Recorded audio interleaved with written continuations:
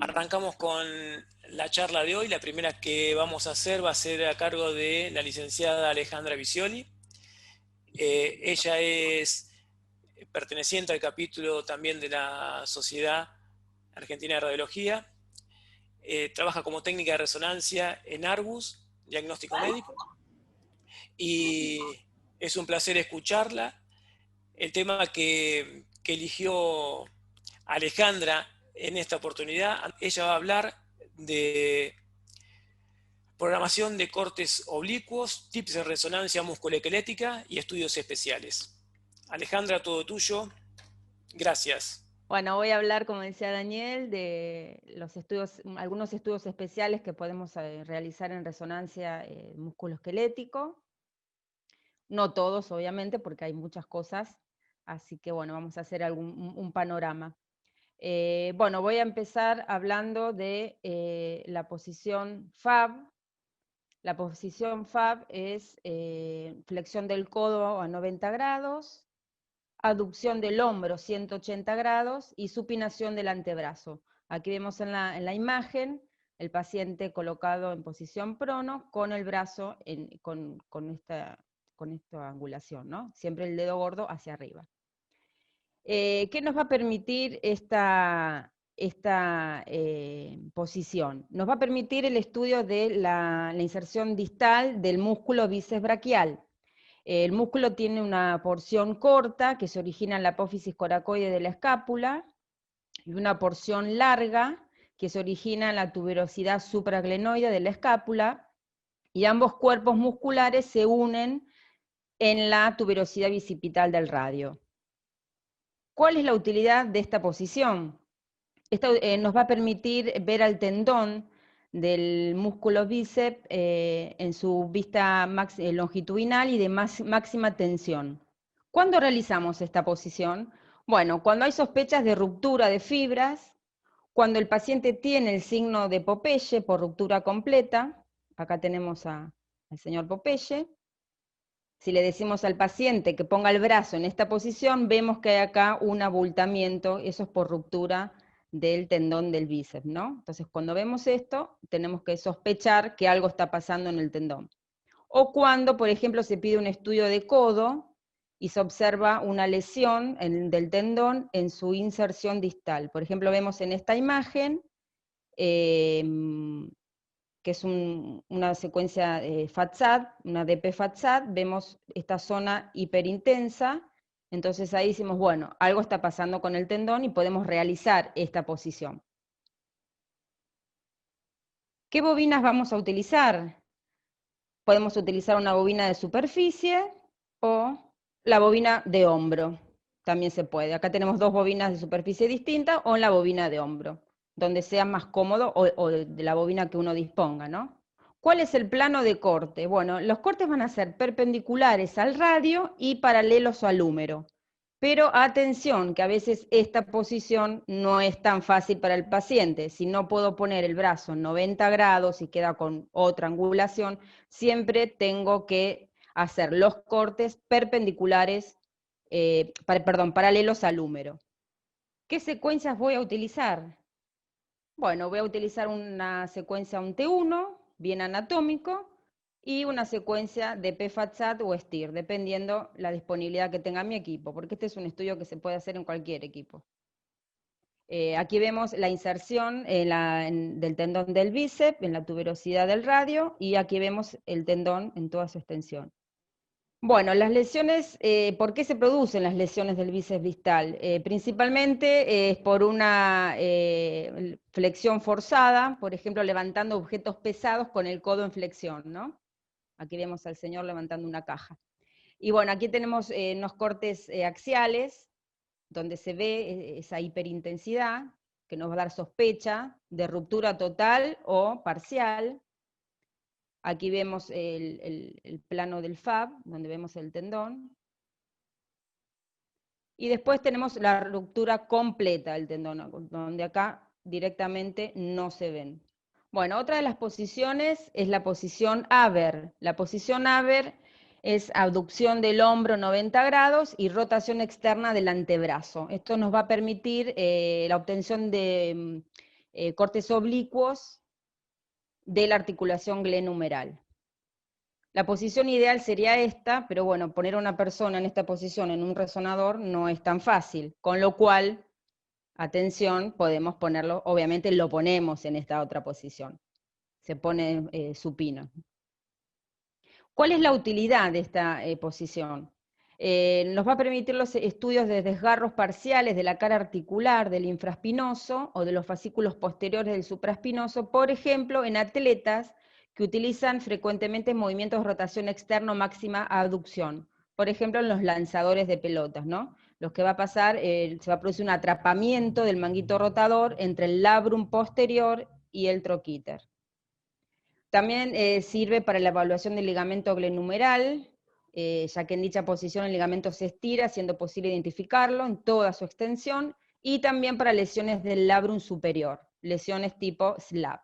¿Qué bobinas utilizamos? Bueno, lo mismo que con la FAB, una de superficie, que esta que es redonda, o esta otra. Lo que tengamos a disposición.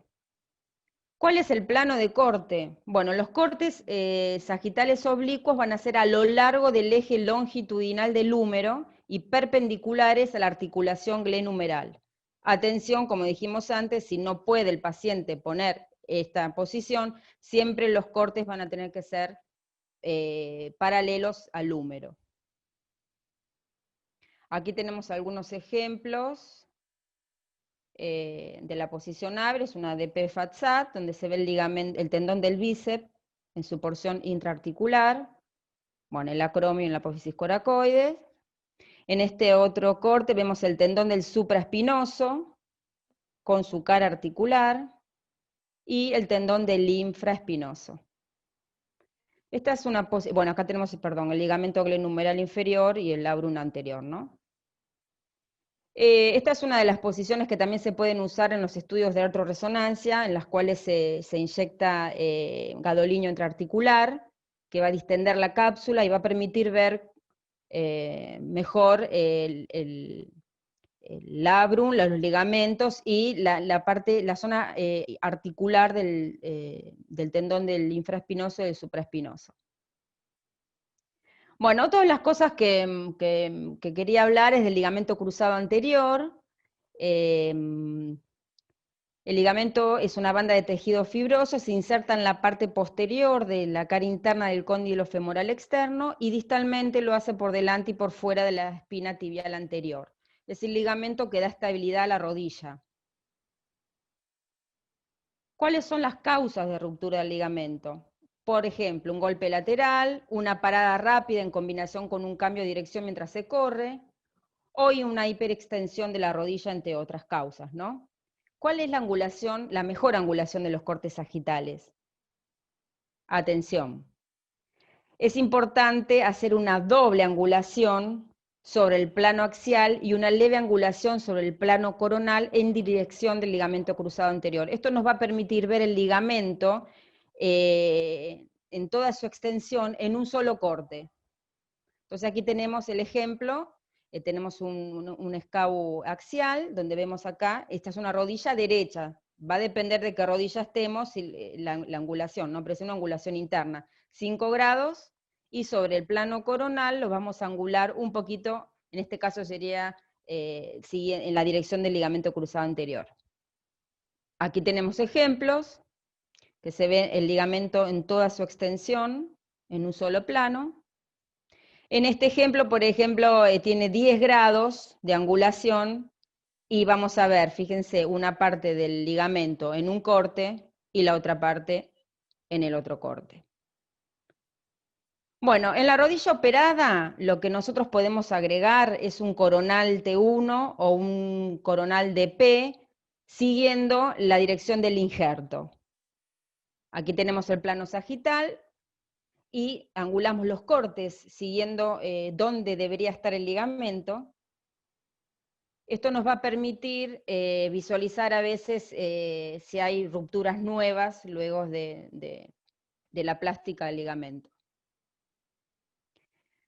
Otro de los compartimentos de la rodilla son los ligamentos posterolaterales, que están compuestos por el ligamento colateral peroneo, el fabelo peroneo, el ligamento arcuato, el ligamento popliteo peroneo y el tendón del popliteo.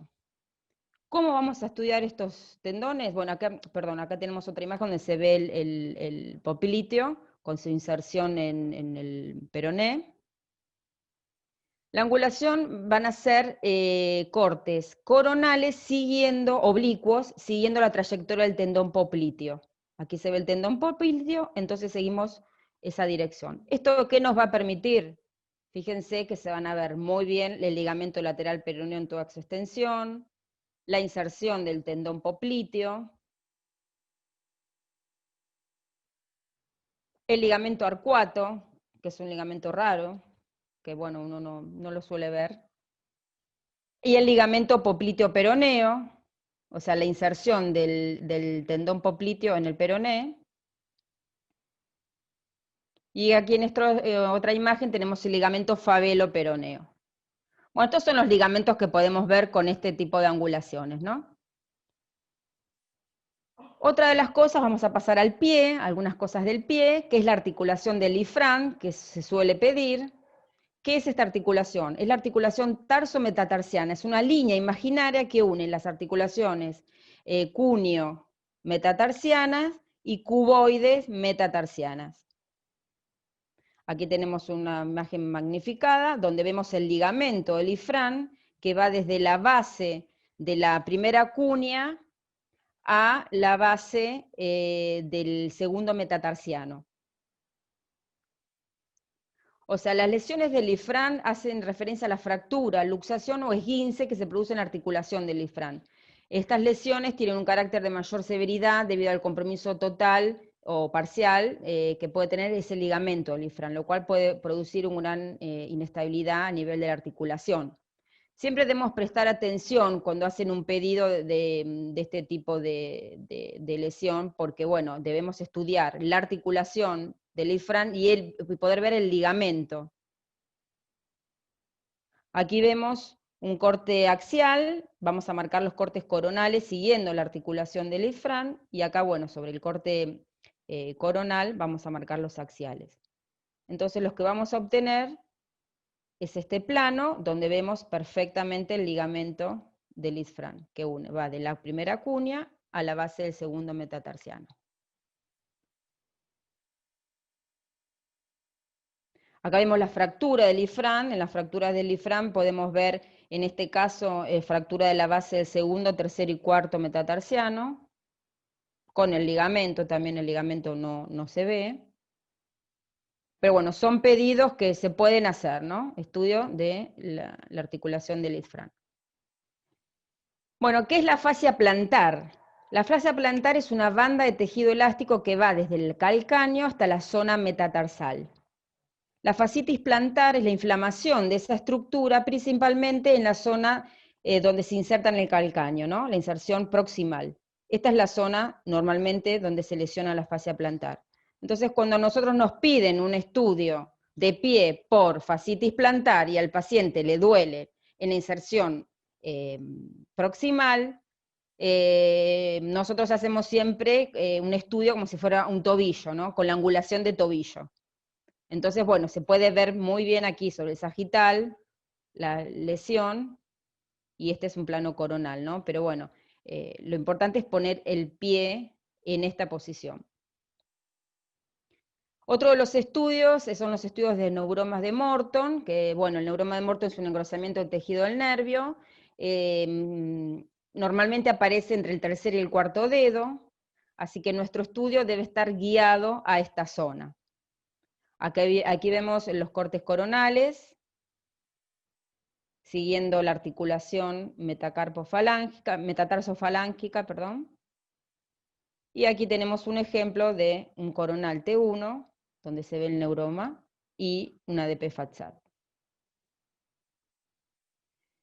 Otro de los estudios también dirigidos, el estudio de la placa plantar. La placa plantar está compuesta por una capa de tejido conectivo, que se origina en la cara plantar de los metatarsianos distales y se inserta en la base plantar de la falange proximal. Esta estructura sirve como estabilizadora de la articulación, ¿no? El plano más importante para el estudio de la placa plantar son los sagitales, con lo cual debo tener un buen estudio sagital. Aquí vemos un ejemplo, se ve la placa plantar, y en este ejemplo la ruptura de la misma. O sea, tenemos que centrarnos en el lugar donde tiene la lesión, ¿no? Y bueno, por último, uno de los cucos, que es el codo con yeso, que bueno, no hay que asustarse, hay que ponerle onda. Se puede usar la bobina de hombro o una bobina flex, y el estudio va a durar un poco más, pero bueno, vamos a tener que hacer cortes coronales del húmero, que lo van a hacer axiales del radiocúbito, o cortes coronales del radiocúbito, que van a ser axiales del húmero. Pero bueno, a no tenerle miedo al codo con yeso. Algunos consejitos. Leer siempre la orden, y si no entendemos, preguntar. Interrogar al paciente es útil tanto para el diagnóstico como para la forma de abordaje del estudio. Que el paciente esté y se sienta cómodo, así evitaremos movimientos innecesarios, ¿no? Todo lo que vimos se puede hacer en cualquier equipo, solo hay que darse un poco de maña y tener paciencia. Focalizar el estudio en la zona de interés. De nada sirve estudiar todo el pie con un FOB de 300 cuando la lesión está en los metacarpos falángicos o una lesión muy chiquita. Vamos a perder resolución innecesariamente, ¿no? Y como conclusión, bueno, les puedo dejar algunos consejos. Paciencia, que a veces los estudios nos insumen más tiempo del dado. La realización de un buen estudio dedicado a la región de interés tendrá una mejor valoración clínica, médica. Una de las mayores satisfacciones es que el paciente se vaya con un buen estudio. Ser pacientes, que algún día podemos ser nosotros los pacientes. Y bueno, hay que prepararse para no ser simple apretadores de botones. Así que bueno, les agradezco la atención. Fue algo cortito, pero bueno, quería mostrar algunas cosas que nosotros hacemos, que nos dedicamos a osteoarticular, y bueno, algunas cosas son interesantes, y bueno, para poder focalizar un buen estudio del paciente. Así que bueno, nada, gracias. Gracias, Ale. Un par de preguntas. Sí. Ale, ¿cómo se manejan ustedes con el tema de los pedidos? O sea, recibimos muchas veces pedidos de que, como ejemplo, resonancia de pie, y el diagnóstico es o neuroma de Morton o Claro, a lo Olifran. mejor, claro, qué sé yo, o resonancia de pie y lesión en Lisfranc o ver Claro. ligamento de Lisfranc. ¿Hacen el estudio completo y después van focalizados directamente? ¿Cómo se No, manejan con eso? nosotros como estamos especializados en osteoarticular, nunca hacemos el pie entero, nunca. Siempre vamos a la patología. O a preguntarle si el diagnóstico no dice nada, bueno, preguntarle al paciente dónde tiene el problema. Porque el pie, ustedes saben que el pie tiene antepié, medio pie, retropié. Cada parte del pie tiene una angulación distinta. Entonces, nosotros lo hacemos sectorizado. Por más que pidan pie, nunca hacemos el pie entero. Salvo que no esté indicado nada y que el paciente le duela todo el pie. O sea, el pie de un diabético hay que estudiarlo entero. Con lo cual, bueno, ahí cambia. Pero siempre tratamos de focalizarlo porque, bueno, podemos tener una mejor resolución, ¿no? Ok. Una pregunta desde Trelew. Con respecto al plano en rodilla para ligamento colateral, ¿cuáles son las secuencias que ustedes utilizan? No, en realidad con que tenga una secuencia T1 y una secuencia FATSAT, porque son coronales nada más, se hacen coronales.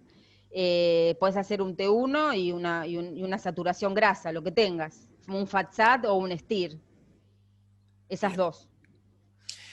Y una más, eh, ¿qué opinión tenés con respecto a el uso de microbobinas en determinadas regiones anatómicas?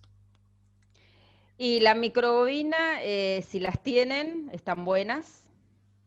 Si no, una bobina de alta resolución también cumple la misma función. Las bobinas a veces son muy chiquititas y son de superficie, con lo cual a veces es difícil tener la profundidad. Las microbobinas se puede usar, pero para algunas, para determinadas cosas, no es para Puntual. todo. Hoy en día, viste que hay bobinas de alta resolución, de muchos canales, 16 canales, 32 canales, que vienen a suplir también el uso de las bobinas, las circulares chiquititas, y sale un estudio bárbaro y no son microbobinas. Si las tienen, está bueno, para determinadas cosas, pero no para todo. Perfecto. Bueno, muchas gracias, Ale. No, por favor. Interesante, y son cosas que nos pasan a todos. En cualquier momento tenemos ese tipo de lesiones en esos pacientes. Claro. Bueno, gracias. La próxima charla va a estar a cargo de la licenciada Natalia Ward. Ella es directora de la licenciatura en Imagenología de la Escuela Universitaria de Tecnología Médica de la Facultad de Medicina de la Universidad de la República. Esto es en Uruguay. Es también estudiante de maestría de resonancia funcional y trabaja en Cardiocentro desde el año 2004 hasta la fecha. Ella es una amiga que conocí hace un tiempito en uno de los congresos. Aparte de ser muy interesante las charlas que daban, resultó ser una tipa formidable y con una transmisión de paz impresionante. Espero que les guste su charla. Nati, adelante, todo tuyo. Bueno, buenas tardes a todos. Gracias, Daniel, por la presentación. Para mí es realmente un placer estar compartiendo este rato con ustedes. Y bueno, vamos a arrancar, si les parece, con esta charla, que pretende ser una introducción a la resonancia cardíaca. Que bueno, es muy interesante dirigirse a un público un poco desconocido. Es como una experiencia nueva que trae este COVID que bueno, no deja de ser interesante. Algunos de ustedes ya conocen la resonancia cardíaca y creo que va a estar bueno repasar conceptos, y para otros es algo nuevo. Mi idea y mi propuesta siempre es, que creo que Dani y muchos de los que están conectados ya conocen, mi propuesta siempre va a ser simplificar. Y creo que es lo que buscamos todos los que nos gusta transmitir conocimientos y conceptos. Bueno, empezamos entonces. Esto es como un poco para definir el concepto de multidisciplina, en el que participan varios profesionales, como un enfermero, un paramédico, depende del lugar donde ustedes trabajen, otro colega, un médico radiólogo. Cambiar el concepto de que cada uno aporta, como esos circulitos de colores por ahí, de que cada uno aporta su concepto desde un punto de vista independiente del otro. Vieron que ahí los círculos que simbolizan la formación de cada uno no se vinculan. El enfoque actual dentro de lo que es la multidisciplina, que muchos de nosotros estamos acostumbrados a que, bueno, yo hago el estudio, el enfermero pone la vía, el médico informa, eso tiene que ir cambiando porque tenemos que orientarnos al primer mundo y a la medicina que realmente funciona y que da resultados, y tenemos que cambiar este concepto y empezar a fusionarnos. Quiere decir, conozco un poco qué es lo que hace el enfermero respetando totalmente su rol, así como el del médico. Yo no me voy a sentar a informar, pero como bien exponía ahí Alejandra, es bien importante tener en claro cuál es el concepto anatómico, cuál es el dato clínico, qué alcance tiene y qué impacto puedo tener en hacer bien o no ese estudio y optimizar hacia el paciente. Entonces vamos a intentar tirar abajo el concepto de multidisciplina y empezar a trabajar de una forma interdisciplinaria. Bueno, con relación al manejo del licenciado, como sugerencia o como aporte, creo importante trabajar conociendo muy bien la anatomía normal y del sujeto de estudio, ¿sí? Conocer y dirigir al paciente. En resonancia cardíaca ustedes creo que en todas las resonancias, ¿no? Pero en resonancia cardíaca creo que es especialmente importante conocer al paciente e irlo dirigiendo. Recuerden que este estudio requiere la colaboración de la respiración durante todo el tiempo. Necesita un paciente que se quede quieto y que tolere las apneas que le voy a ir pidiendo, algunas cortas, otras largas. Incluso hay una que vamos a ver, que es la secuencia de perfusión, que no necesito que colabore todo el tiempo. Quiere decir que yo tengo que tener un conocimiento muy, muy vasto de cómo puedo manejar ese paciente para optimizarlo. Optimizarlo no es que el estudio quede espectacular, publicable siempre, sino que sea el mejor posible para ese paciente con ese dato clínico. Tengo que conocer las secuencias básicas y las que requiere ese estudio. No quiere decir que tenga que saber todas las secuencias, como todos los mapping que ahora están en boga, para poder decir, bueno, estoy pronto para hacer una RM cardíaca, sino que sí tengo que conocer muy bien las secuencias básicas para, en base al dato clínico, que idealmente lo debería recibir el día previo al estudio, por lo menos el día previo, saber cómo manejarme. Porque la secuencia es nueva, que que en realidad que algunos ya conocerán, que son los T2, T1 mapping, en realidad no son más de lo mismo. Si manejo las secuencias básicas, si realmente las manejo, es muy difícil que no entienda lo que es un mapping, que no es más que función de diferentes parámetros para mapear o colorear una imagen, que a muchos médicos les encanta, y al otro que es más viejo, más clásico, de repente aporta una información extra y no mucho más. Y bueno, me pareció interesante este nombre de ponerle hotspots, porque vieron que ahora estamos muy spanglish, ¿no? Entonces, para meterle un poco de onda, conocer las secuencias que son realmente, decir, bueno, esta es la importante para este estudio. Este paciente en este contexto con este dato clínico. Acá el realce tardío, que ahora vamos a ver qué es, me tiene que quedar espectacular. Perfecto, ya lo tengo en cuenta. Entonces, ya no lo agoto durante todo el estudio para las últimas secuencias. O me tiene que quedar brillante acá, espectacular, las secuencias de función, ¿tá? Que son las secuencias cines que ahora vamos a ver. Esas son mis hotspots, mis puntos calientes, eso me tiene que quedar muy bien. El resto vemos, y así, ¿tá? Tengo que priorizar, porque es un estudio muy largo, entre los 30 y 40 minutos, y en algunos lugares del mundo, en el primer lugar del mundo en cuanto a resonancia cardíaca, que es en la Universidad de Harvard, trabajan con 1 hora y media de tiempo de scan. Tienen algún confort, que al menos en Uruguay estamos un poco lejos, ¿no? De ponerle peliculitas al paciente, canciones, y bueno. Pero está, el escáner es el mismo, que le pongan más o menos chiches, no debería ser una batalla para nosotros, que siendo latinos hemos sabido llegar a buenos resultados con chauchas y palitos, como se dice por acá. Y retroalimentación, es bien importante. Yo puedo decir, este estudio me quedó divino, ir corriendo a mi casa y decir, la verdad que hoy me fue de maravilla, o decir, me fue espantoso. Pero, como decíamos al principio, es interdisciplinario. Yo tengo que saber cuál es la retroalimentación de mi estudio, porque son estudios que definen muchas cosas.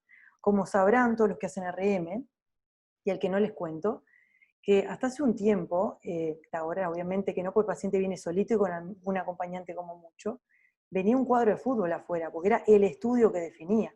La resonancia era como, le mandaron esto, esperó 3 meses, era como, sobre todo los que trabajamos en salud pública, que hay unos tiempos de espera que la verdad que son lamentables, pero bueno, uno también aporta como sistema de salud lo que puede. Entonces, es un estudio muy importante, y en ese sentido yo tengo que saber si el estudio estuvo bueno o no estuvo bueno, si aportó, si no aportó, o que me diga el cardiólogo o el médico imagenólogo quien lo informe, me diga, bueno, la verdad que esto hubiera sido re importante que te quede bien, porque a mí me hubiera ayudado a definir tal cosa.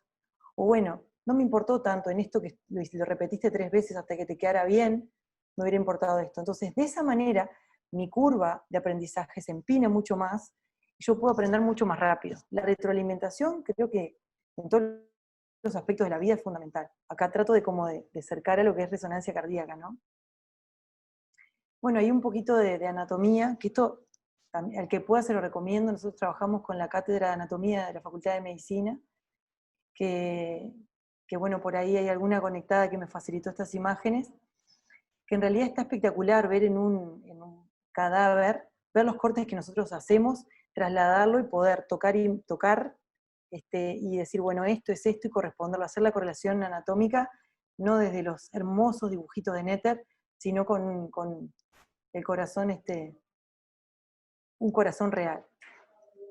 Por allí también vemos las válvulas, la trivalva, la aorta, que bueno, la idea es, vieron que ahí también vemos las arterias coronarias, ver la anatomía y poder tocarla y poder cortarlos en los planos que nosotros cortamos en resonancia cardíaca, está muy bueno y es muy útil y se los recomiendo.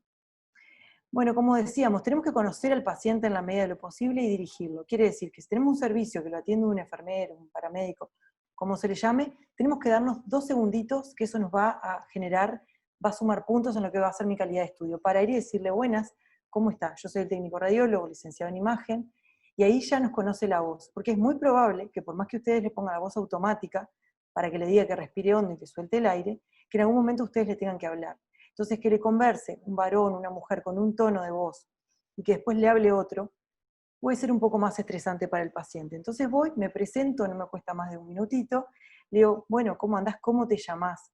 Porque en la orden van a ver que hay gente que tiene un primer nombre que de repente no le gusta. Una persona que conozco mucho se llama Regina y no se siente identificada con ese nombre, y si le dicen Regina acostada en un escáner mirando para arriba, que encima Vieron que los escáneres te ponen un cielo, es como que después de acá, esos dibujos que podríamos proponer cambiarlos, ¿no? Y uno está dentro de ese escáner con esa ansiedad y esos nervios, está bueno conocer la voz y decirle, bueno, cuando yo lo llamo, llamarlo por el nombre a la persona. No siempre el nombre que aparece en la orden es con el que el paciente se identifica. Mucho más si se trata de niños o adolescentes. Pero bueno, en adultos bien sabemos que también, ¿no? Corre para todos. Todos nos ponemos mimosos a la hora de hacernos un estudio y saber que se definen cosas grandes. Entonces, por ahí vemos que el paciente está conectado, que hay que ponerle, que hay que conectarle electrodos, que hay que irle midiendo la frecuencia cardíaca y por ahí abajo la frecuencia respiratoria. Hay aplicacionistas cuando nos muestran equipos nuevos, cuando llegan a nuestro servicio, que dicen que la frecuencia respiratoria ustedes no la tienen que controlar, porque no van a gatillar o no van a seleccionar ondas respiratorias. Mi consejo es que sí lo usen, porque visualmente, cualitativamente, es muy importante saber cuando un paciente no está entendiendo las órdenes que cuando sí las está entendiendo. Y transmitirle órdenes claras y poquitas, ¿tá? No hablarle y explicarle que bueno, que en realidad cuando usted se acueste, sus protones de hidrógeno van a procesar a la frecuencia del alarma. No. Y tampoco que se acueste ahí y que no sepa dónde está, sino decirle, bueno, vamos a trabajar juntos, yo me voy a esforzar por hacerlo rápido y bien, pero necesito tu colaboración. No hay ruido, no hay dolor, solo ruido, cosas como claras y bien concretas, ¿tá? Y en mi caso siempre les digo, bueno, la única que te genera algún dolor es la enfermera, ahí le tiro el bardo a ella, digo, porque te pincha, para ponerte la vía, pero yo no te hago nada, no hay dolor, solo ruido, y ahí un poco me lo gano, un poco de lobby. Bueno, es fundamental que permanezcas quietito y que aguantes el aire. Con eso, ya estaría pronto tu parte, yo me encargo del otro, como establecer cierto compromiso. Y una cosa que no la puse por acá que puede ayudar es transmitirle que cuanto más, cuando ven pacientes que están complicados, que estas órdenes igual está como disperso, nervioso, cuanto más colabores, sobre todo gente mayor, cuanto más colabores tú, más información le puedo dar al cardiólogo. Eso funciona. Ah, y un detalle que no había acordado de decirles. Vieron que las diapos tienen un número. Eso es para el que quiere ir anotando algo que se quede colgado, no entienda de la diapo 6, diapo 8, diapo lo que sea. Yo al final les dejo mi correo y me dicen y me referencian con la diapo que no se entendió y lo conversamos, ¿está? Sigo. Esto, acá me quedó un poco alto. ¿Se escucha la música? ¿Sí? Bueno, esa canción, porque como estoy bastante traumada con la resonancia, como muchos saben, cuando la escuché dije, esto aplica para resonancia cardíaca. Porque si algo hay que transmitirle al paciente es que yo te estoy mirando todo el tiempo, quédate quietito, bien tranquilo. Todo lo que hagas, tu respiración, todo voy a estar mirándolo.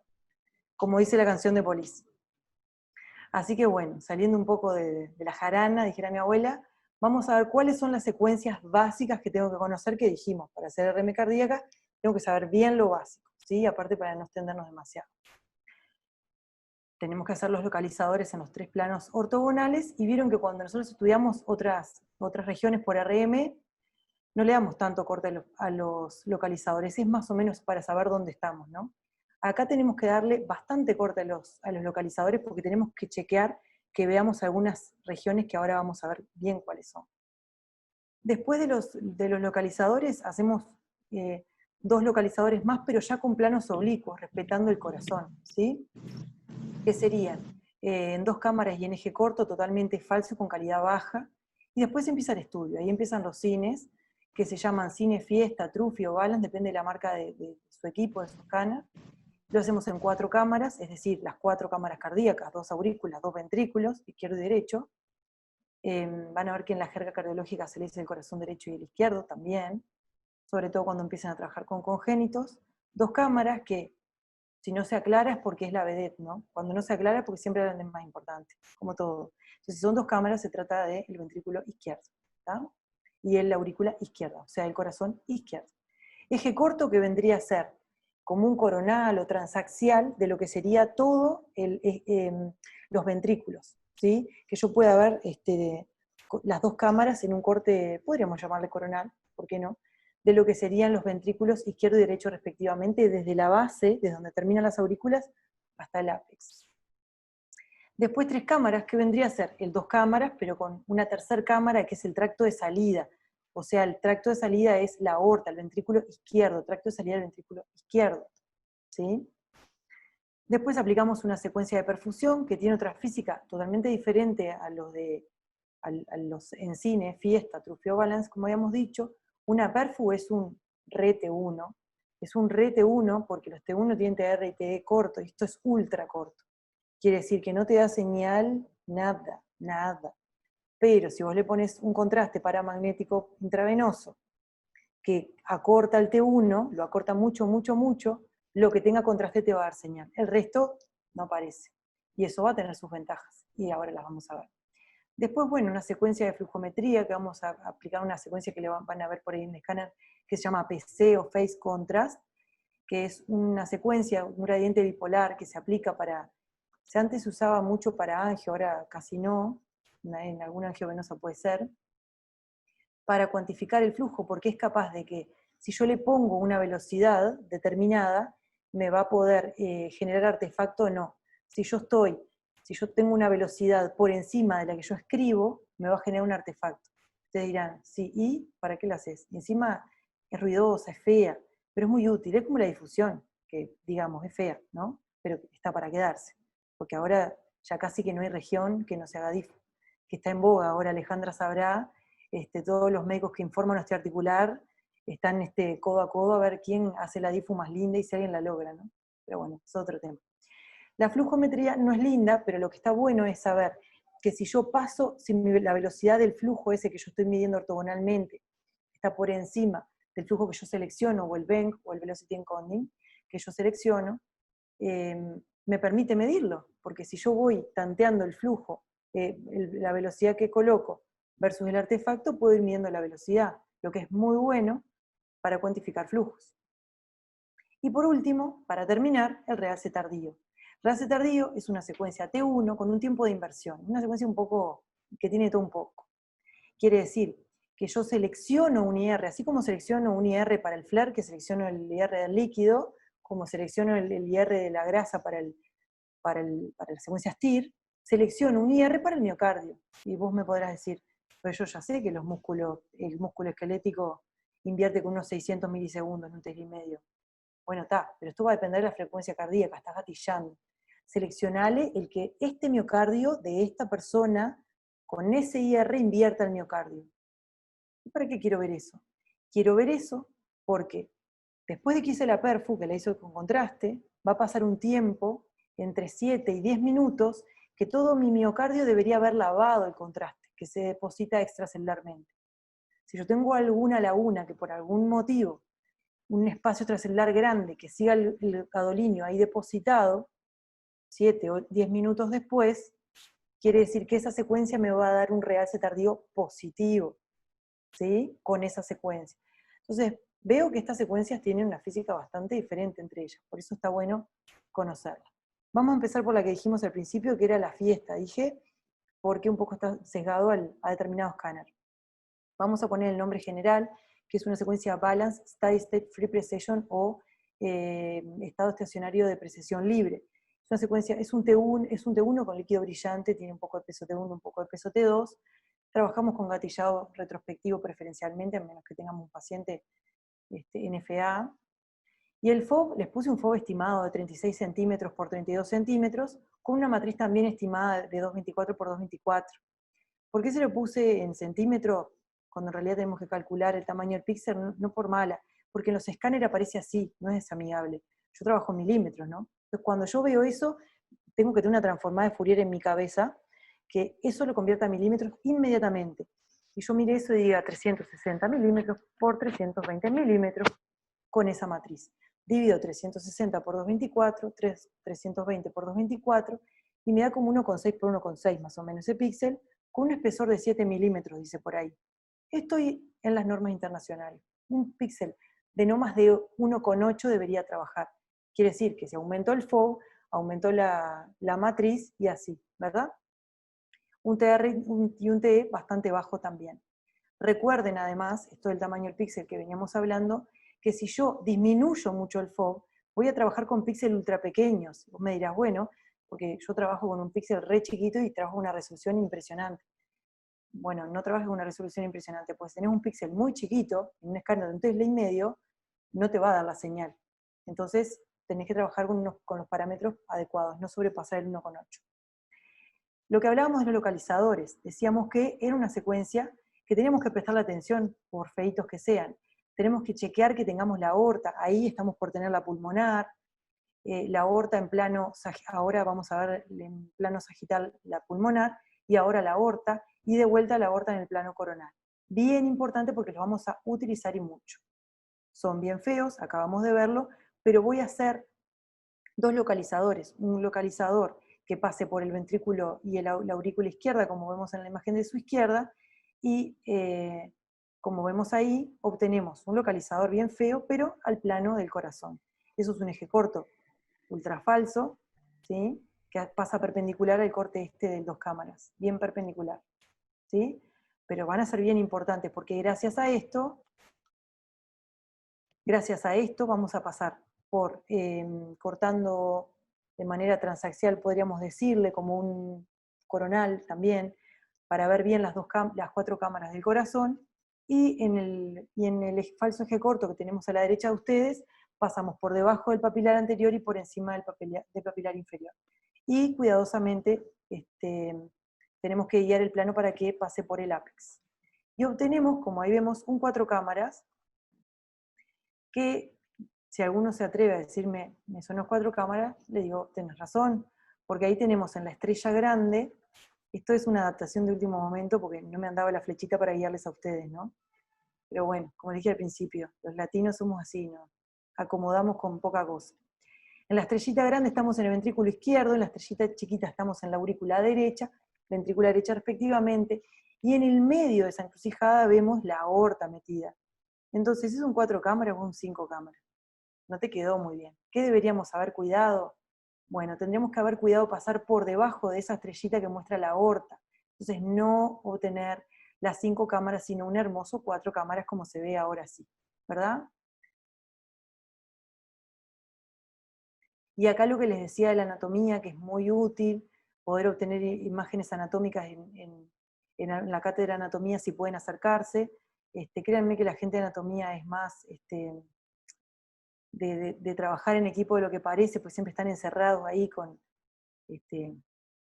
cadáveres y uno le da como impresión, pero uno se acerca, le propone ideas y a veces, en el caso de Uruguay y la Facultad de Medicina, yo les agradezco nuevamente porque realmente fue muy útil. Y bueno, ver las 4 cámaras, no solo desde la anatomía que vemos imagenológica, es muy útil. Por ahí empezamos a trazar el eje corto y decimos, bueno, vieron que en el 2 cámaras vamos paralelo a la válvula mitral, y en el 4 cámaras bichamos o chequeamos que sea perpendicular al tabique. Vamos de la base hasta el ápex, ¿vieron? Y acá hicimos un eje corto con un cadavercito. ¿Cómo se ve ese eje corto? Bueno, ahí estamos en la base, que incluso ahí tenemos la aorta, y se ve el ventrículo izquierdo, y ahí acabamos de ver abrir y cerrar la válvula mitral, la válvula tricúspide no la agarramos en plano, y vamos viendo el eje corto en toda su extensión. Esto aporta muchísimos datos, sobre todo para medir y cuantificar los volúmenes y las masas. Y ahí vemos un eje corto, medio basal y apical. Bueno, ¿para qué queremos también este eje corto y por qué les recomendaría empezar, el corte 1 empieza en la base y el último en el ápex? Porque una vez que ya vamos obteniendo el eje corto, ya podemos ir trazando lo que sería el 3 cámaras, porque vieron que ahí pasé bien por la aorta y cuido que ese mismo corte, que pase bien por la aorta, que salga por el ápex en cuanto a mi 4 cámaras. Bueno, y esto es lo que obtuve. Obtuve un 3 cámaras. Vieron que es muy parecido al 2 cámaras, lo único que tiene claramente la aorta ahí, el tracto de salida del ventrículo izquierdo. ¿Cuál es la utilidad? Bueno, mide la función diastólica y sistólica, por lo tanto me va a dar volumen por latido, frecuencia, gasto y la FEBI. Se hacen secuencias pesadas en T2, que eso en realidad no estaría dentro del protocolo básico, nosotros ahora lo empezamos a incluir, pero no estaría dentro del protocolo básico porque estaría vinculado más bien hasta el estudio de miocarditis, pero lo que sí deberíamos hacer siempre sería una secuencia de perfusión. Decíamos hoy que era un ultra T1, con TRT muy bajo y con un flujo alto. Y acá puse enfermero y signo de exclamación porque no olviden siempre, como decíamos al principio, interdisciplinario el trabajo, transmitir al enfermero la importancia de poner una vía con un canal grande, una vía de 18 o de 20, en el caso que no puedan, para darle un flujo bastante alto, 3,5 o 4,5 es lo recomendado. ¿Cuál sería la cantidad de contraste? Bueno, nosotros le damos la cantidad de contraste según la marca. Hay marcas que son concentradas 0,1, hay marcas que son concentradas 0,2, pero de esa cantidad que le damos para la perfu, enseguida, inmediatamente después le damos otra inyección, otra dosis, porque para el realce tardío necesito doble dosis, mientras que para la perfusión necesito una dosis única. La utilidad es muy entre comillas, y bueno, principalmente se mide en estrés, esa sería la verdadera utilidad, pero bueno, para los que no hacemos en estrés, como en mi caso, igual quisiera aclarar que Dani, me agregaste 10 años, te lo agradezco de experiencia, pero desde el 2014 empecé a trabajar en cardiocentro, pero bueno, podría no haberlo aclarado y quedaba hasta mejor. Pero en realidad para ese año ni siquiera me había recibido, así que... nosotros no trabajamos con dobutamina u otras drogas que estresen el corazón. Estuve leyendo algún paper que incluso había generado una bicicleta para estresar al paciente, que sea compatible con el resonador, pero bueno, nosotros no trabajamos con estrés, pero sí es útil para ver trombos, porque vos verías toda la cavidad blanca y algún trombo lo verías hipointenso. Hacemos flujos, el aórtico y el pulmonar de base, y podemos agregar algún otro en el caso de un congénito. Tenemos bastantes imágenes, tenemos los localizadores que son bien feos, pero miren qué útil, y la secuencia 3 cámaras. Ellos nos permitirían medir bien ortogonalmente el flujo para que después el médico postprocese. Y se acuerdan que habíamos dicho que poníamos una velocidad, 150 centímetros por segundo, esa sería la velocidad típica, pero si ya tenemos una eco que viene con las velocidades altas, nos voy a arrancar en 150, como ahí. Si ven en la primera imagen, aparece el artefacto que les decía, porque la velocidad que ustedes pusieron está muy por debajo de la velocidad real.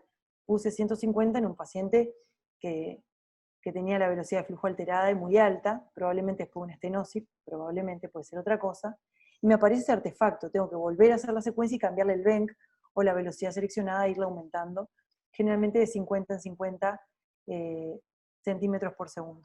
Y acá vemos la secuencia T2 de gradiente de máscara, la secuencia en flujo que ya no me genera el artefacto de aliasing, por lo tanto, ese sí va a poder generar una curva que el médico pueda cuantificar. Vamos a la pulmonar. ¿Se acuerdan de los tan criticados localizadores? Miren qué importantes que son. Si yo no veo eso con los localizadores, que puede pasar, porque no todos tienen esta formita ideal, van a ver que los pacientes delgados, en desarrollo, 16 años, atletas, tienen un corazón casi que vertical, mientras que pacientes más bien hiposténicos, como se dice, más cuadraditos, bajitos y con un índice de masa corporal alto, tienen un corazón más bien horizontalizado y alguna patología vinculada también. Entonces, si yo no veo esto, tengo que hacer localizadores para obtenerlo, porque después cuando vaya a hacer los flujos, si no, no voy a pasarla bien. El flujo de base sería el mismo, 150, y ahí lo voy aumentando, a menos que ya venga con un estudio de eco, por eso es tan importante ver estudios previos, que tenga velocidades aumentadas. Cuantifica los flujos, y siempre el BENC que yo coloco tiene que ser mayor al flujo de ese vaso. Vamos a ver la secuencia de realce tardío. Ahora, en todo este tiempo que yo lo que hice fue ir haciendo los flujos, porque ya le pasé contraste, hice la perfu, estoy controlando todo el tiempo cuánto tiempo va pasando. Ya pasaron 7 minutos, puedo empezar a aplicar la secuencia de realce tardío. ¿Tá? Además, hacer los flujos, un consejo. Si ustedes no necesitan para ese paciente, o el cardiólogo no necesita hacer los flujos, estaría bueno hacerlos igual, porque dejar al paciente 7 minutos en reposo sería irle diciendo, bueno, ahora vamos, o le van explicando, vamos a reposar 7 minutitos para después seguir el estudio. Si un paciente es más frecuente de lo que parece, entonces de repente hacer esas 2 secuencias de flujo los ayuda a entrenar y dejar la secuencia de flujo óptima para cuando realmente la requiera. En el caso del lugar donde trabajo, se hace de protocolo. Realce tardío, bueno, era una secuencia T1 con un tiempo de inversión, porque quiero invertir selectivamente tiempo de inversión. Ah, ese me gustó. ¿Les parece? ¿Están de acuerdo? ¿Que se invirtió divinamente el miocardio? ¿Me pueden hacer que sí con la cabeza si yo le... Gracias. Si yo tengo ese, esto no me invirtió el miocardio. Mi flecha no la ven, ¿verdad? ¿Ahora sí se ve? No lo puedo creer. Bueno, bien. Objetivo cumplido. Bueno, entonces ahí sí, ahí no lo invirtió, si yo coloco ese tiempo de scout no me sirve, este tiempo de scout tampoco, deja mucha duda que es blanco y que es negro, ese tiempo está muy bueno, y hay algo que se llama punto de corte, que es cuando vulgarmente le digo, veo todo como plastificado, lo veo plastificado, ese tiempo no me sirve. Bien, no, traten de no estar cerca de ese tiempo de inversión que se ve como muy filtrado, sino alejarse un poquito, porque ese es el punto de inflexión en el tiempo de inversión. Bueno, el tiempo de inversión seleccionado por ustedes para este paciente fue, como dice acá, 224 milisegundos. Perfecto. Ahora hago las mismas secuencias que hice para el cine, ¿tá? Que fueron gatilladas para fingir un latido y para poder hacer la medición de volumen y que habíamos dicho en un principio. Estas secuencias ahora no van a ser gatilladas todo el ciclo retrospectivamente como vimos, sino que ahora van a ser en un momento dado. Gatilladas de vuelta, pero no todo el ciclo entero, en un momento dado. ¿Cuándo? En diástole, así está descrito por la literatura internacional. En diástole, no en sístole. Si yo no lo puedo medir en diástole, porque el equipo me dice, estás limitado, no puedo hacerlo en ese tiempo, en ese TD o tiempo de delay, creo que se le llama, depende del equipo, bájenle la matriz de fase, toquen otros parámetros, pero que sea en diástole. ¿Tá? Entonces ahí veo el miocardio súper hipointenso, perfecto, está invertido, pero miren, en el eje corto acá, no pudo invertir. Transmural, todo lado a lado del miocardio. Esto es un dato ultra importante para el cardiólogo, pero sobre todo para el paciente. Entonces hacemos en todos los ejes que hicimos, todo el eje corto, el 4 cámaras, el 2 cámaras y el 3 cámaras, repetimos todos los cortes en un momento dado que va a ser en diástole, ¿sí? Con un tiempo de inversión que la máquina te va a pedir que tú lo coloques y colocamos el 224 milisegundos. Utilidad, evaluación e infiltración miocárdica y fibrosis. Fibrosis va a ser como la vedette, lo que más vean. Pero a veces hay una sustitución del miocardio, ¿tá? por amiloide, por ejemplo, y bueno, van a ver que no encuentran un tiempo de inversión y otras cosas que no me cuelgo porque si no terminamos a las 12 de la noche y me voy a quedar sola hablando, pero que es apasionante, pero vamos a hablar de fibrosis, vamos a acotarnos ahí. ¿Qué es lo que acabamos de ver? El caso que acabamos de ver, determina si corresponde o no a un territorio coronario, que esto también es fundamental determinar si es isquémico o no isquémico para el tratamiento del paciente, y si es viable la revascularización o no, porque si es o sea, todo basado en estadística, ¿verdad? Pero si es un territorio no viable, cuando es el caso de una fibrosis transmural, no van a intervenir ese paciente y querer revascularizar una zona que es estadísticamente inviable, ¿verdad? Entonces aparecen un montón de cosas que están muy buenas, como las secuencias T1 mapping, T2 mapping, el tagging, que es el marcaje, que eso sí lo usamos mucho, que es cualitativo y o cuantitativo, depende si pagan. El T2 volumétrico, el 3 de Hertz, que también se usa, lo que es la resonancia cardíaca para congénitos, que está muy buena, lo que es la resonancia cardíaca en marcapasos, que también está muy buena, y bueno, y muchas cosas más. Pero creo que lo fuerte es estudiar bien lo básico, y de ahí, créanme, y espero generar estímulo en que le tiene cierto como misterio a algo tan lindo como es la resonancia cardíaca, que se animen, que esto, todo lo demás, sin minimizar nada, es ir rellenando, ir como rellenando nuestro espacio acá. El centro de nuestro espacio acá en resonancia cardíaca es esto que vimos, no es más que eso. Hay literatura que es muy recomendada, que ahora se las digo, y como conclusiones y para cerrar, espero que cada uno saque sus conclusiones a partir de esto, es mi objetivo siempre que genere una presentación. Bueno, cada secuencia tiene su adaptación técnica y su utilidad médica. Hay un montón de cosas a ver en los cines, que eso lo podemos ver y armar otra charla en otro momento, que son detalles, pero que ya está escrito en la literatura. Hay mucho acerca de resonancia cardíaca y muy amigable. En español está la CERAM, que es muy amigable, y bueno, y en inglés, que es lo que más me gusta particularmente en cuanto a resonancia cardíaca, hay mucho también y muy amigable desde la base hasta lo más complejo. Y esto como mensaje, eso sí, espero que cada uno haya tomado esta conclusión y la genere, que el camino de la formación continua no es una opción, es parte de nuestro trabajo responsable. No es una opción para una persona que trabaja en la medicina y la tecnología, como es el caso de todos los que estamos conectados. A menos que esté conectada mi madre y mi esposo para hacer de hinchada, el resto es parte de nuestro trabajo responsable, la formación continua. Siempre estar leyendo, tener nuestras carpetitas en la compu, seguir actualizándonos, este tipo de webinar, no dejarlos pasar. Y bueno, recomendaciones, una y una, ¿no? Una en español y una en inglés, una de cal y una de arena. Como les dije, les dejo mi mail, ese es mi mail de trabajo, pero si no, el mismo de Gmail es el que veo en el celular siempre, así que de verdad me da igual. Imagínense que para mí es un honor responder preguntas con cierto criterio. Y bueno, esta guía que les dejo es de descarga totalmente gratuita, esa es la guía para la guía general de resonancia cardíaca. Después hay otra de congénitos, que son guías de bolsillo, que están buenísimas. Para el que tiene iPhone, lo puedes cargar en el celular y ver la secuencia sin movimiento, y ve hasta casos. Que es que es europea, que está muy buena. Y después les dejo en español un paper que está muy bueno, que es argentino, por eso la selección, y que está muy bueno, que cuenta un poco desde la utilidad hasta las secuencias, y bueno. Lo que me parece importante de ese paper es que incluye un licenciado en imagenología en el artículo, que eso tenemos que ir generándolo nosotros, en vez de la queja de que no nos incluyen, tratar de mostrar desde la educación de que nosotros somos muy importantes en el equipo de salud y que por lo tanto es importante participar de las investigaciones, de los trabajos, publicaciones, congresos y demás. Para cerrar, muchas gracias a todos los que se conectaron hasta ahora y que bueno, que les pueda interesar la formación continua.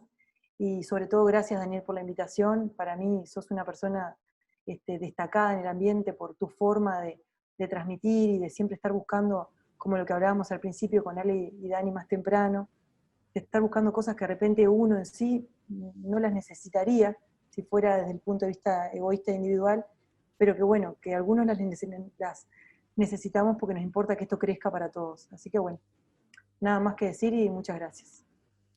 Bueno, gracias Ale. ¿Se escucha? Perfectamente. Hay un par de preguntas, muy linda la charla. Arranco por la primera.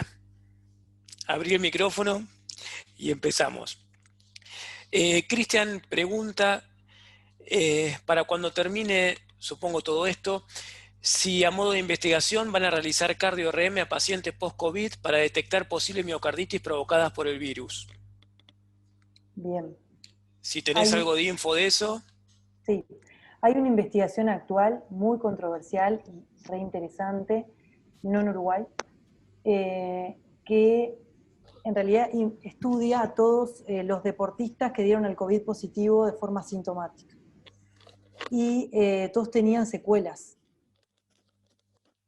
Y eso es controversial, porque si fueron asintomáticos y no tuvieron ninguna complicación en cuanto al deporte, ¿qué decisiones toma deportistas de élite, verdad?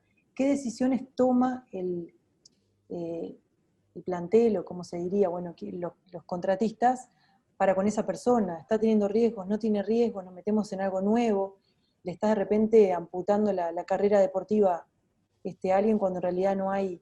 Entonces, bueno, eso está muy interesante el estudio, pero es lo que llaman los cardiólogos con los que trabajo, que es enfermar pacientes.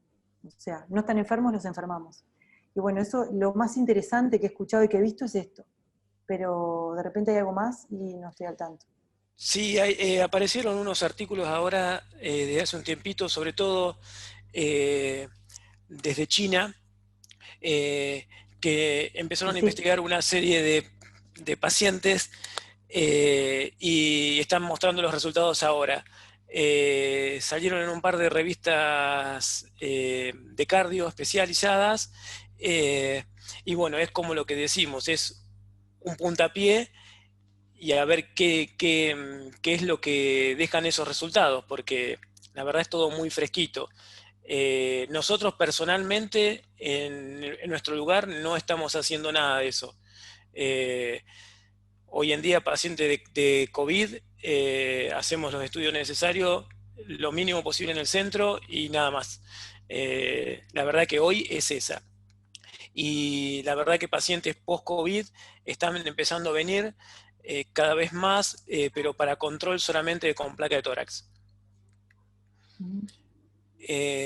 Tenemos otra pregunta que decía que no le había quedado muy claro el tema del gating retrospectivo. Si podías, en una pequeña síntesis, decirlo.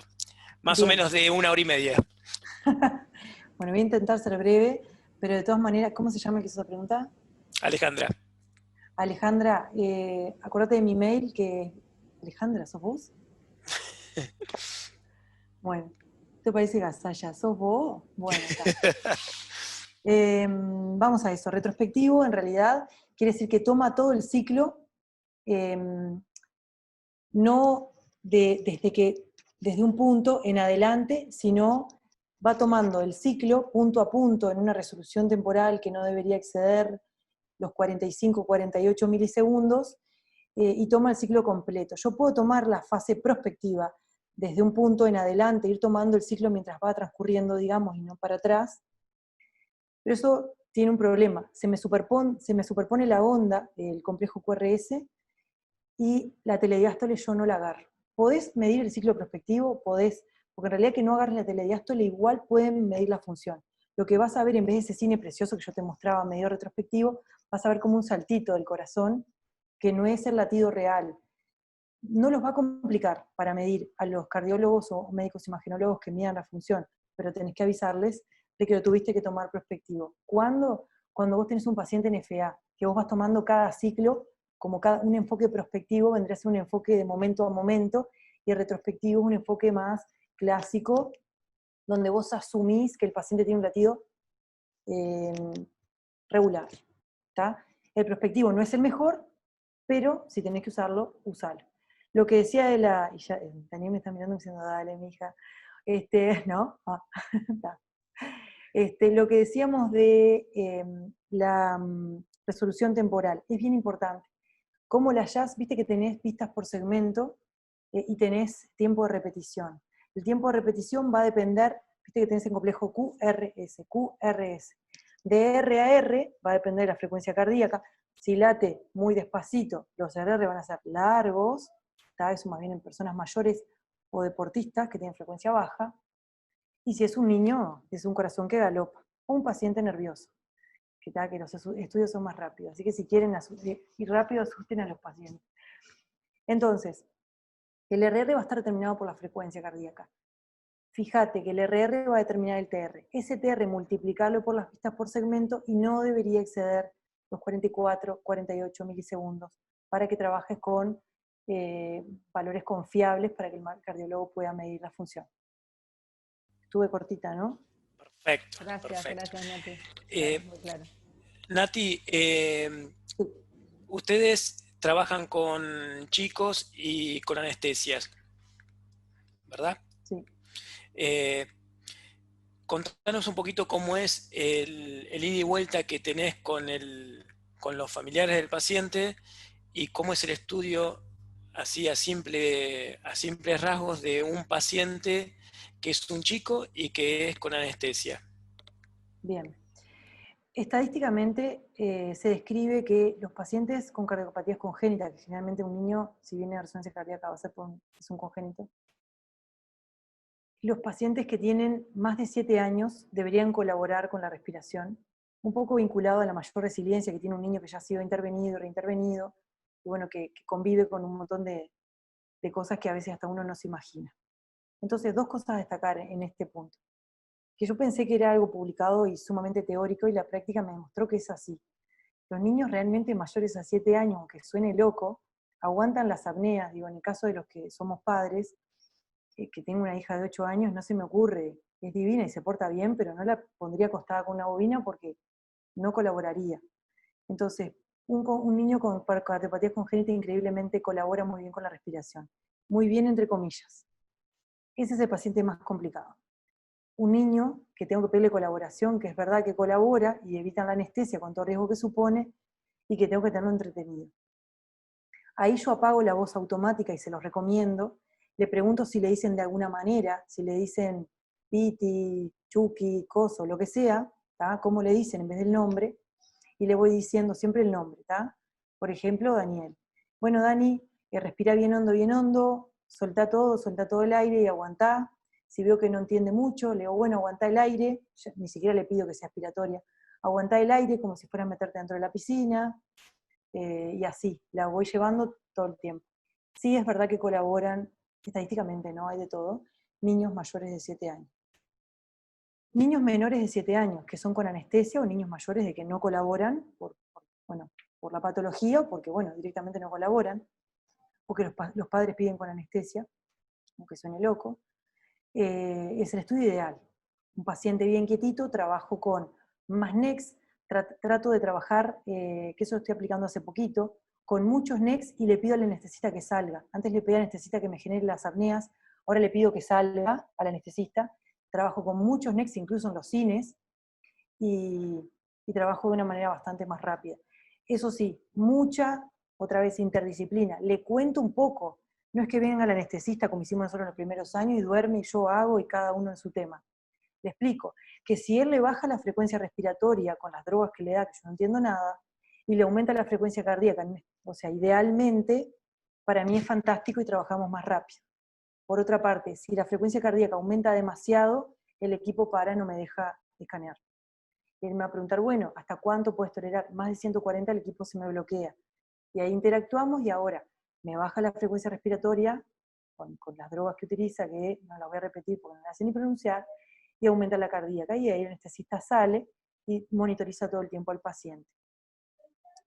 Con los padres, la verdad que no hablo con los padres, habla en mi caso el médico cardiólogo, que es quien informa los estudios que hago acá, y hablan con los papás los cardiólogos, pero ya les digo, para niños es muy raro, los niños entran solitos, o entran con algún bichito, algún peluchito, alguna cosa, y si el anestesista quiere que pase el padre para que vea cómo duermen al paciente, después lo hace salir. Cosa que particularmente sufro, porque el padre puede estar un poco nervioso, y me dan ganas de que firme cuestionario de seguridad, porque te dice todo que sí, pero medio a la ligera. Particularmente sufro, creo que no hemos implementado demasiado bien eso, porque eso no debería ser un factor de estrés, ¿no? Para nosotros como operadores. Pero bueno, a ver qué más que pueda ser un buen pique. Con respecto a la anestesia, que bueno, para el que trabaja con las apneas y el anestesista, está bueno dejar la voz automática, porque si yo le hago señas, levanto el brazo y es la apnea y ahora sí, coso, es mejor dejar la voz automática y que escuche la voz, el anestesista sentado con protectores, y que escuche, el coja aire, suéltelo, no respire y que ahí genere la apnea. Digo, en realidad fue por accidente, una vez quedó prendida la voz automática, yo siempre la apagaba con el anestesista y le hacía gestos, pasaba haciendo como ademanes, quedó prendida y dijimos, bueno, pero si escuchó bien y él le generó la apnea, la dejamos. Pero ahora estamos en una nueva modalidad que es respiración libre y muchos NECs. Y está funcionando muy bien. Bien. Acá una de las preguntas, para ir más o menos terminando, Sí. más o menos, ¿el paciente con anestesia usa secuencia en real time o de RH tardío con respiración libre? Real time o respiración. Usamos todo lo mismo que para cualquier paciente. Claro. La secuencia de real time puede aportar algo en un paciente NFA, y no tanto, eso está descrito, pero no me sirve, a mí particularmente. Real time te sirve mucho en pericarditis constrictiva, que en realidad lo que intenta ver es si es que está tan endurecido el corazón, que pobre, por la presión, porque es como una cosa que el que entiende de auto entiende muy fácil cómo funciona el corazón, que bombea y desplaza el tabique interventricular, un lindo eje corto que hagas en real time, que tiene una resolución espacial fea, pero temporal excelente, porque vos ves en tiempo real, y ahí no gatillás, ¿tá? Ves el corazón moverse, y ves cómo se desplaza el septum, porque el corazón está restringido por la pericarditis que lo restringe. Pero es independiente de si es con anestesia o no. Y después lo otro de la anestesia, ¿qué era? Rehace tardío. También, Venimos trabajando ahora, pero no tengo tanta experiencia con esto que estamos haciendo en respiración libre, sin estar generando apneas, porque me explicó una anestesista que supone más riesgo para el paciente generar las apneas. Está dentro del escáner. Entonces, en respiración libre, con muchos más NEX de lo que estás acostumbrado. Te puede pasar que te diga, si trabajas con tal aceleración, no te dejo aumentar los NEX, sacarle la aceleración y aumentarle los NEX. Y recuerden que si hacen esto, se tiene que comprometer el anestesista en bajarle la frecuencia respiratoria. Bien. Nati, yo te voy haciendo la última pregunta. Mientras recuerden que tienen el link en el chat para ir inscribiéndose por el tema de los certificados. Y una consulta más, ¿a todos los pacientes le hacen angio o solamente a algunos en especial o sumamente se fijan en lo que es la patología que tienen, lo que buscan en el diagnóstico y a eso sí? Bueno, angio a los congénitos casi todos, no siempre, no todos, casi todos. La angio pues en realidad te permite ver todo el corazón y trabajar, les recomiendo, consecuencias isotrópicas, que vos puedas después reconstruir en cualquier dimensión. Pero además, otra cosa que tiene la angio, que está muy buena, es que recuerden que nosotros aprovechábamos el tiempo entre que mandábamos contraste y el realce tardío, esos 7-8 minutos, aprovechábamos para hacer los flujos. Si trabajan con congénitos, tiene las raíces, las ramas pulmonares donde quiere, y tiene muchas cosas por cualquier lado. Entonces la angio te sirve para ir a reformatear y generar planos como si fueran nuevos localizadores a partir de la angio en una fase que vos ya tengas contraste. Sí la usamos, pero en congénitos mayormente, y en algún adulto que venga con algo que esté asociado a coartación de aorta, pero mucha perfusión, a pesar de que tiene poca utilidad. Sí. Lo que estamos usando, sí, que no se los dije porque quería acotarme al protocolo básico, estamos usando un volumen isotrópico, el mismo de abdomen, usarlo en corazón, depende de la marca que ustedes usen, Vive, Tribe, no me acuerdo en la otra empresa, bueno, está. El volumen T1, Lava. El volumen T1, un volumen T1 que tenga valores isotrópicos también, que quede bien lindo, con un píxel chiquito, que sea de 2 milímetros más o menos, lo hacen después del contraste y le ocupa poco tiempo, lo hacen en apnea, no gatillado, y puede servir también. Y ahí también tiene una visión panorámica del corazón. Y si eso, para el que me preguntaba anestesia, si eso lo hacen en un paciente que está dormido y le ponen 4 NEX, queda mejor que un angio. Divino, divino. Bueno chicos, nada, muchas felicitaciones en el chat por las 2 disertaciones. De mi parte solamente agradecerles a todos, a todos los disertantes que pasaron por este encuentro que hicimos de diferentes temas. A los participantes, nada, totalmente agradecidos por el acompañamiento. Sabemos que están recontra resaturados no solo de trabajo, sino de un montón de charlas por todos lados, y dedicar un par de horas para ir viendo diferentes cosas a esta hora, la verdad, los aplaudo y tienen un reconocimiento importantísimo del lado nuestro, y para nosotros es muy satisfactorio saber que ante una propuesta hay un alto índice de cantidad de gente que quiere escuchar y que quiere ver cosas de diferentes lados. Por ahí uno preguntaba si teníamos pensado hacer uno de cardio. La verdad que sí, que estamos trabajando. No creo que lleguemos para este año, pero sí, la idea es hacer uno de cardio, pero un poquito más largo, porque cardio, la verdad, es largo. Y para aplicarlos para todos hay que ir desde cero e ir levantando el nivel y ir subiendo en el conocimiento. Pero bueno, quizá para más adelante larguemos. Los invito a todos a participar, ya sea por mail, por como quiera comunicarse con nosotros. Y la verdad, gracias por todo. Gracias Natalia de nuevo, gracias Alejandra. Gracias, gracias. Nos vemos pronto y acuérdense de los certificados. de escribirse, y a través de la página y con sus mails que ya tenemos, cualquier info que saquemos por las redes sociales la van a recibir para encontrarnos nuevamente. Muchas gracias a todos. Hasta la próxima.